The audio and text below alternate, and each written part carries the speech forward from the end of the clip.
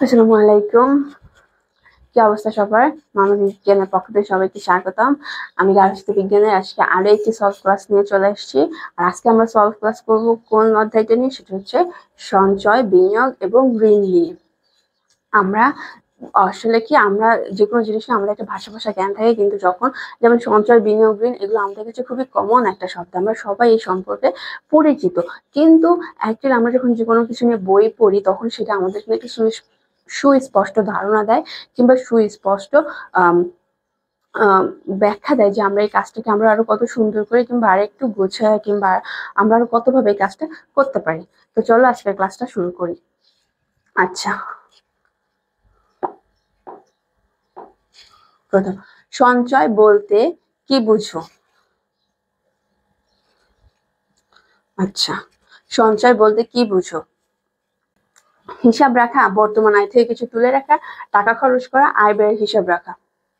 কোনটা? হিসাব রাখা? সঞ্চয় সঞ্চয় বলতে কি শুধু হিসাব রাখা বোঝায়, নাকি টাকা খরচ বা আয় ব্যয়? সঞ্চয় বলতে ব্যয় বলতে টাকা খরচ বোঝায়, আয় ব্যয় হিসাব এটা তো সঞ্চয় না।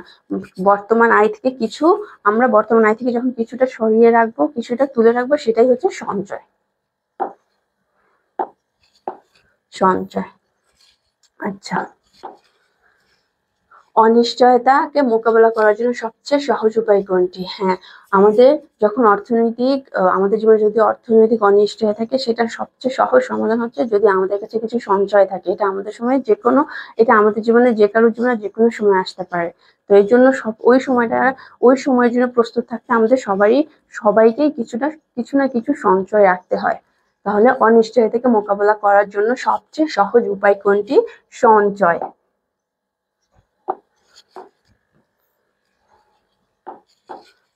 আচ্ছা, বাড়ি নির্মাণের জন্য ব্যাংক ঋণ গ্রহণের ক্ষেত্রে কি জমা দিতে হয়? আমি যদি বাড়ি নির্মাণ করতে চাই আর আমি ব্যাংক থেকে কিছু টাকা আনতে চাই, তাহলে আমাদের কি দেখাতে হবে? অবশ্যই আমাদের বাড়ির দলিল দেখাতে হবে, এটাকে আমানত রাখতে হবে, তাহলেই তারা আমাদেরকে টাকা দিবে। কারণ হয়তো কোনো সময় আমি সেই টাকাটা দিতে যদি না পারি, কিংবা অনেকে হয় যে ব্যাংক থেকে টাকা দিলে উধাও হয়ে যায়। তো এই জন্য ব্যাংক থেকে যখন আমরা টাকা আনতে যাব বাড়ি নির্মাণের জন্য, তখন আমাদেরকে আমানত রাখতে হবে। নিচের অনুচ্ছেদটি পড়ো এবং নিম্নোক্ত প্রশ্নের উত্তর দাও। সিফাত তার আয়ের সব অর্থ ব্যয় করে ফেলেন। তার মা তাকে নিরাপত্তার জন্য তার প্রয়োজনীয়তা তার ছেলেকে বুঝিয়ে বলেন। সিফাতের মায়ের মতে উক্ত পন্থার প্রয়োজনীয়তা হলো বৃদ্ধ বয়সে আর্থিক অনিশ্চয়তা দূর করে, স্বাস্থ্যগত অক্ষমতা সহায়ক, এবং সংকটকালে এবং দুর্দিনে সহায়ক। এই তিনটাই কিন্তু আমাদের সঞ্চয়ের ব্যাপারে খুবই গুরুত্বপূর্ণ। তাহলে আমাদের এটা হবে তিনটেই, A 1 2 3। আচ্ছা, শিক্ষা বীমা কি ধরনের? শিক্ষা বীমা হচ্ছে কি, আসলে কি আছে মানে শর্ত সাপেক্ষ? আসলে বীমা কয় ধরনের হয়? দুই ধরনের, সাধারণ বীমা, আজীবন বীমা। এখানে কি আছে এখানে? আচ্ছা, এই দুইটা তো হবেই না, এটা এটা তো হবেই না, কারণ এরকম বীমা নাই। যেটা আছে সাধারণ বীমা এবং আজীবন বীমা। এখন সাধারণ বীমা আমরা যেমন আমাদের 10 15 যখন 30 বছর একটা সময়ের জন্য, আজীবনের জন্য না, একটা নির্দিষ্ট সময়ের জন্য করে থাকি, যে আমরা একটা নির্দিষ্ট প্রত্যেকটা সময় একটা প্রিমিয়াম পাবো, এবং সেই সময়টা শেষ হয়ে গেলে পুরো টাকাটা এবং মুনাফা সহ কিছু পাবো, সেটাই হচ্ছে সাধারণ বীমা। শিক্ষা বীমাটা কিন্তু আমরা সারা জীবনের জন্য করি না। একটা মানুষ কি সারা জীবন পড়াশোনা করে না? 10 বছর 15 বছর, তাহলে এটা সাধারণ বীমা। শিক্ষা বীমাটা আসলে হচ্ছে সাধারণ বীমা। আচ্ছা, শেয়ার বলতে কি বোঝায়? শেয়ার হচ্ছে মূলধনের একটা একক। আমরা কোনো জায়গায় যখন শেয়ার কিনি, তার মানে আমাদের ওখানে কিছু মূলধন থাকে।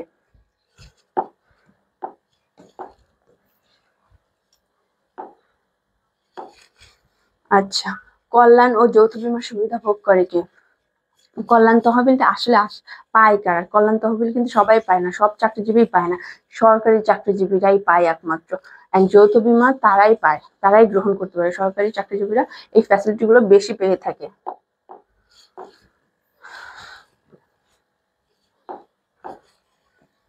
আচ্ছা, গ্র্যাচুইটি কোন ধরনের সঞ্চয়?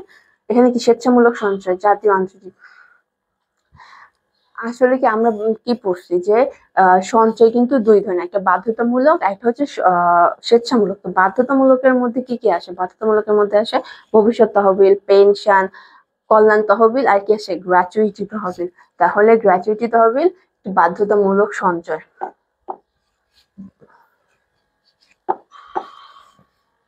চাকরিরত অবস্থায় অবসর গ্রহণের কত বছর মধ্যে আর্থিক দুরবস্থায় পড়লে কল্যাণ তহবিল সাহায্য করে? সেটা কি? এটা কিন্তু 10 বছর। এটা কিন্তু একদম ফিক্সড করা যে 10 বছর না হলে সেই টাকাটা পাবে না। একজন সরকারি কর্মকর্তা বেতনের কি পরিমাণ হারে যৌথ বীমা তহবিল প্রদান করে? এটাও ফিক্সড। আসলে এগুলা হচ্ছে কি তহবিল, এখান থেকে বীমা কোম্পানিটা এই ব্যাপারগুলো একদম ফিক্সড করে দেয়, যেমন 0.70। ব্যাংকে অর্থ জমা রাখার কয়টি পদ্ধতি আছে? 3টি পদ্ধতি আছে না ব্যাংকে? হ্যাঁ, 3টি পদ্ধতি আছে, চলতি, সঞ্চয়, স্থির। তো তাহলে এটার উত্তর কি হবে? 3টি। কোন হিসাব মাত্র 2 টাকা দিয়ে খোলা যায়? সাধারণ হিসাব, চলতি হিসাব, মেয়াদ হিসাব। হিসাব 3 প্রকার, তাই না? যে মেয়াদ হিসাব, সাধারণ হিসাব, আর হচ্ছে গিয়ে চলতি হিসাব। তো হচ্ছে গিয়ে কোন হিসাব? চলতি হিসাব আর সাধারণ হিসাবটা কিন্তু 2 টাকা দিয়ে পরে 50 টাকাও রাখা যায় এবং তাকে একটা আমানত বইও দেওয়া হয়। তারপর সে যেভাবে টাকা জমাও দিতে পারে, আবার ওই বইটা দিয়ে টাকা তুলতেও পারে। এটা হচ্ছে সাধারণ হিসাব। বীমা কয় প্রকার? আমরা যে বললাম সাধারণ বীমা 2 প্রকার, সাধারণ বীমা এবং আজীবন বীমা। আচ্ছা, কত সালে অন্তরায় মুনাফা ভিত্তিক সঞ্চয়পত্র প্রবর্তন করা হয়? এটা হচ্ছে 1998 সালে। 1998 সালে। পেনশন সঞ্চয়পত্র কত সালে প্রবর্তিত হয়? এটা আনসার হচ্ছে 2004 সাল। এগুলো মনে রাখবে তোমরা সবাই। এগুলো অনেক কঠিন হতো না, মানে 2-একবার দেখলে যে মনে থেকে যায়, গেঁথে যায় আর কি। নিচের উত্তর একটু পড়ো। আচ্ছা, আলমগীর হোসেন একজন কাপড় ব্যবসায়ী ব্যক্তির উদ্দেশ্যে ঢাকা থেকে ক্ষতিপূরণ প্রদান করা হয়। ঢাকা থেকে স্বরূপ কাঠি কাপড় পাঠালে প্রতিমধ্যে লঞ্চ ডুবে যায়, তো তার ক্ষতি হয়ে যায়। তো এই সময় সে কি করে? একটা ক্ষতিপূরণ প্রদান করা হয়। এই ক্ষতিপূরণ কে করে? আসলে ব্যাংকই দেয় না, আমাদের কিন্তু আমাদের হচ্ছে বীমার সাথে আমাদের এই ব্যাপারটা জড়িত বেশি, যে আমরা হচ্ছে বীমা স্কিমে আমরা কিছুটা টাকা রাখি কিংবা আজীবন বীমা করি। একটা আজীবন, আমরা পরবর্তীতে যখন আমাদের ব্যবসায়িক ক্ষতি হয় তখন বীমা কোম্পানি আমাদের কিন্তু ক্ষতিপূরণ দেয়। এটা হচ্ছে বীমা স্কিম। আচ্ছা, অর্থ বিনিয়োগের আগে কয়টি জিনিসের উপর লক্ষ্য রাখতে হবে?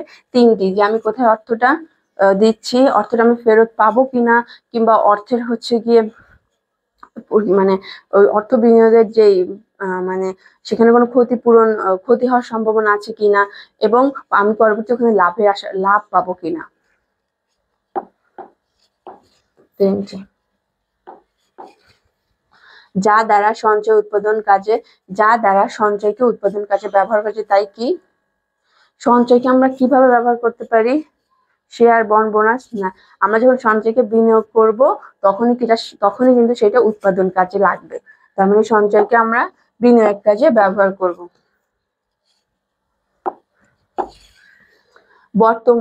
বর্তমানে কোন বিনিয়োগ বেশি লাভজনক? প্রাইজ বন্ড, শেয়ার, বীমা। বর্তমানে তোমাদের কি মনে হয় এটা আসলে কি হইতে পারে? যে বর্তমান আসলে কোনটা থেকে আমরা বেশি লাভ পেয়ে থাকি? প্রাইজ বন্ড, শেয়ার, বীমা। এটা হচ্ছে কি জাতীয় সঞ্চয়পত্র। জাতীয় সঞ্চয়পত্রটা কি বলতো? জাতীয় সঞ্চয়পত্রটা হচ্ছে যখন ওই যে আমাদের ক্ষুদ্র ক্ষুদ্র মানুষের কাছে যে এক একজনের ঘরে অনেকের এমনি টাকা, অনেক মহিলার কাছে এমনি টাকা থাকে, গোছানো টাকা থাকে, অনেকের পেনশনের টাকা পড়ে থাকে। তো এটা সরকার থেকে জাতীয়ভাবে এই টাকাগুলো তারা কালেক্ট করে কিভাবে? একটা সঞ্চয়পত্র দিয়ে। পরবর্তীতে সরকার আবার তাদেরকে ওই যে টাকাটা নেয় সেই টাকার একটা মুনাফা দেয়। তো সরকার আবার এই টাকাগুলো নিয়ে দেশের হয়তো অনেক কাজে লাগায়, এই কাজ করতে থাকে, যেমন রাস্তাঘাট করে কিংবা কোনো না কোনো জায়গায় বিনিয়োগই করে।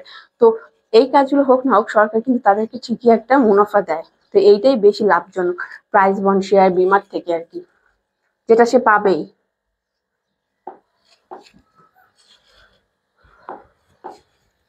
আচ্ছা, যে দামে শেয়ার কেনা হয়েছে ঠিক সেই দামে বিক্রি করাকে কি বলে? অ্যাট পার। এটাকে অ্যাট পার বলে। আবার যখন এটা কমে বিক্রি করা হয় সেটাকে কি বলে? অ্যাট ডিসকাউন্ট বলে। আচ্ছা, বিনিয়োগ বিবেচ্য বিষয় হলো নিয়মিত লাভের নিশ্চয়তা, বিনিয়োগকৃত মালামাল বিক্রির অর্থ ফেরত, ব্যবস্থাপকের তত্ত্বাবধানে সুব্যবস্থাপনা থাকা। এটা হচ্ছে তিনটেই, এ 1 2 3। আচ্ছা, অর্থ বিনিয়োগের ক্ষেত্রে ঋণের সুফল হলো মূলধন বৃদ্ধি করা, ব্যবসা। এটা তো তিনটেই, তাই না? আমাদের অর্থ বিনিয়োগের যে ক্ষেত্রে ঋণের সুফল কি থাকে, যে মূলধন বৃদ্ধি পাবে, ব্যবসাটা বড় হবে এবং দারিদ্র্য থেকে মুক্তি লাভ পাবে।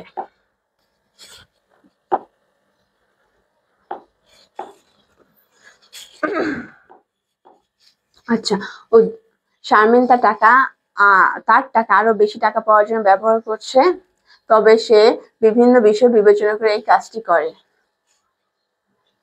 শারমিন যে বিষয়টি বিবেচনা করে তার কাজটি করে বিনিয়োগকৃত কোম্পানির সুনাম, বিনিয়োগকৃত কোম্পানির প্রকৃতি এবং বিনিয়োগকৃত কোম্পানির অতীত বর্তমান অবস্থা। মানে যখন আমরা টাকা কোথাও ইনভেস্ট করব, তখন সেই টাকাটা ইনভেস্ট করার আগে আমাদের সেই সম্পর্কে যাবতীয় সব ধারণা রাখতে হবে, যে বিনিয়োগকৃত কোম্পানি সেটা যদি তার যদি সুনাম খারাপ থাকে কিংবা সে যদি লসে থাকে, এটাও জানতে হবে। কোম্পানির প্রকৃতি, তারা কোথায় টাকাটা বিনিয়োগ করছে এবং বিনিয়োগকৃত কোম্পানির অতীত বর্তমান A to Z জানতে হবে। তার মানে এটা কি তিনটেই। ক্রেডিট কোন শব্দ থেকে উৎপত্তি? ক্রেডিট কোন শব্দ থেকে উৎপত্তি? ক্রেডিট কোন শব্দ থেকে উৎপত্তি? এগুলো না সবগুলো অনেক কনফিউজ করে দেয়, সব মানে অনেক কাছাকাছি, কিন্তু ক্রেডো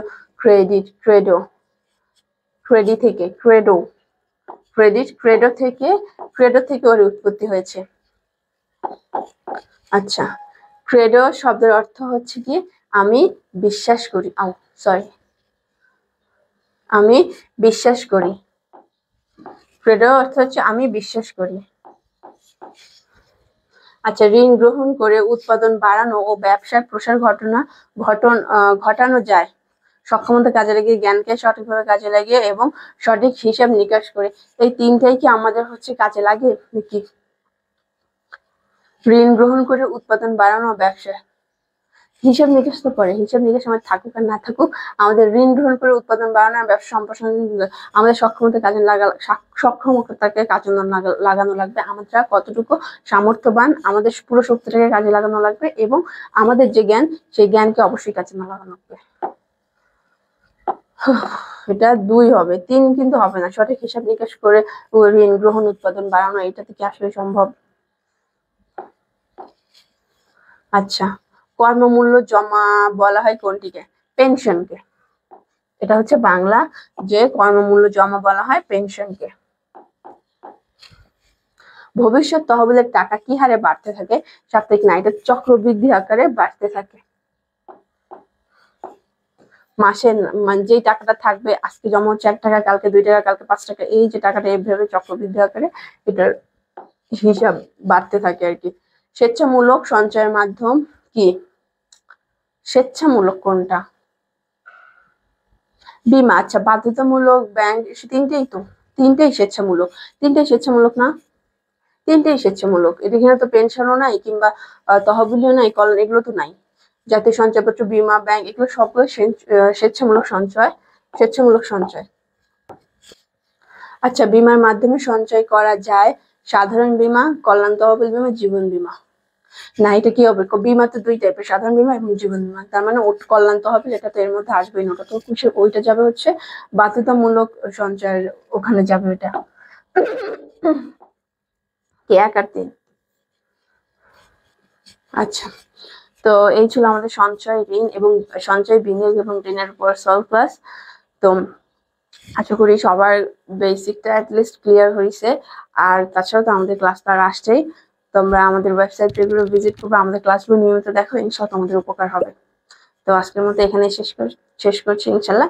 আবার নেক্সট ভিডিওতে দেখা হবে। নেক্সট সলভিং ক্লাস নিয়ে আসবো, বেসিক ক্লাস এবং record class, basic record live, ইনশাআল্লাহ দেখা হবে।